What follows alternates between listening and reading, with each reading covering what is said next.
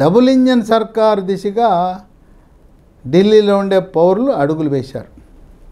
విశేషం ఏంటంటే కాంగ్రెస్ ఆమ్ ఆద్మీ పార్టీ రెండు కలిసి పోటీ చేస్తే భారతీయ జనతా పార్టీ కొంచెం గడ్డు కాలమే ఎదురయ్యేది.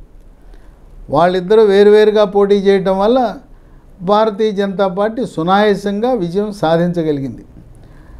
ఈ విశేషం ఏంటంటే 2020 ఎన్నికల్లో కాంగ్రెస్ పార్టీ చేతులెత్తేసి అభ్యర్థులే మేము పోటీలో లేము, నామినేషన్ దాఖలు చేశారు, మేము పోటీలో లేము, మీరు ఆమ్ ఆద్మీ పార్టీకి ఓట్లేసేయండి అని చెప్పేశారు. ముస్లింలు 2020 ఎన్నికల్లో 2015 ఎన్నికల్లో కూడా అందరూ ఆమ్ ఆద్మీ పార్టీకి ఓట్లేశారు.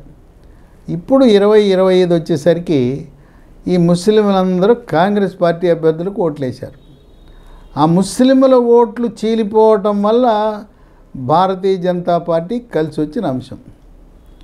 ఇంకొకటి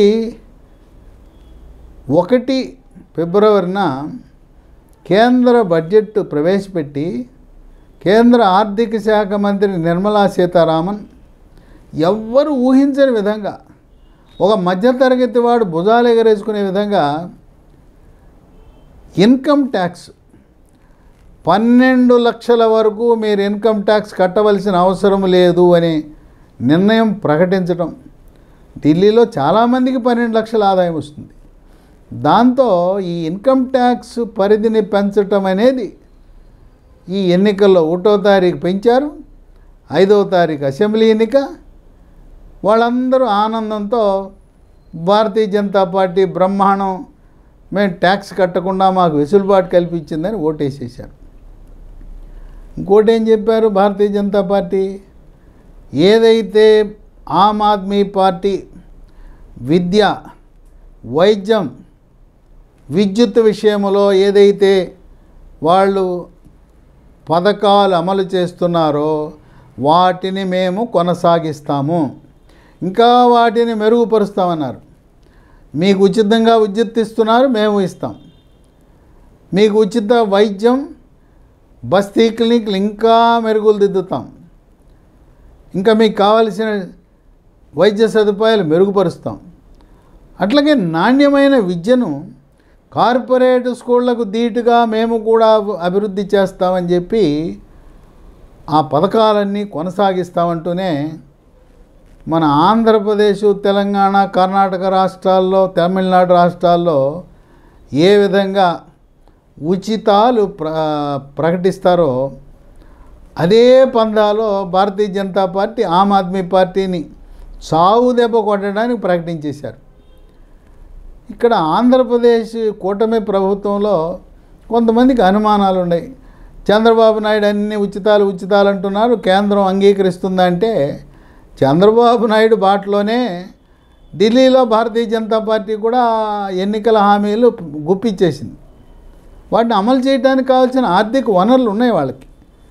ఏం చెప్పారు, ఆంధ్రప్రదేశ్లో చంద్రబాబు నాయుడు పథకము అన్న క్యాంటీన్, 5 రూపాయలకు భోజనం, 5 రూపాయలకు టిఫిన్.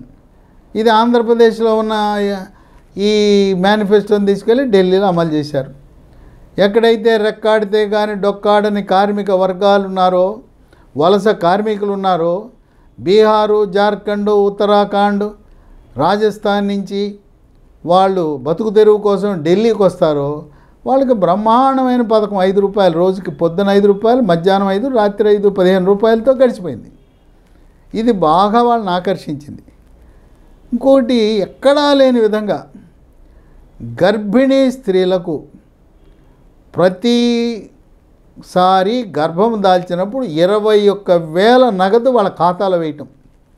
ఇది ఇంతవరకు ఏ రాష్ట్రంలో కూడా ప్రవేశపెట్టలా. ఈ పథకాన్ని ఆంధ్రప్రదేశ్లో కూడా ప్రవేశపెడతారేమో చంద్రబాబు నాయుడు త్వరలో. ఢిల్లీ విధానాన్ని ఇక్కడ కూడా ప్రవేశపెట్టడం ద్వారా ఇక రాజకీయంగా తిరుగులేని కూటమి గెలుపవుతుందనే భావన ఉంది. ఇక స్వయం సహాయక బృందాలు, మహిళా గ్రూపులకు, సెల్ఫ్ హెల్ప్ గ్రూపులకు ₹1,00,000 వరకు వడ్డీ లేని రుణాలు బ్యాంకుల నుంచి, వడ్డీ రాష్ట్ర ప్రభుత్వం కడుతుంది. గ్యాస్ సిలిండర్ 500 రూపాయలకే గ్యాస్ సిలిండరు, మార్కెట్లో 900 ఉన్నా 1000 ఉన్నా ఎంత ఉన్నా 500 రూపాయలకే గ్యాస్ సిలిండరు. ఇక మరొక విషయము, ఇప్పటికీ కూడా భారతదేశంలో అత్యధికంగా సామాజిక పింఛన్లు ఇచ్చేది కేవలం ఆంధ్రప్రదేశే. మనం ఆంధ్రప్రదేశ్లో వృద్ధులకు, వికలాంగులకు, వృద్ధులకు, వితంతులకు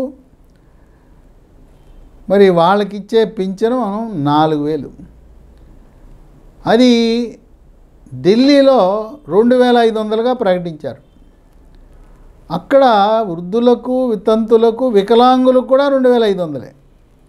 మనమైతే ఆంధ్రప్రదేశ్ రాష్ట్రంలో వికలాంగులకి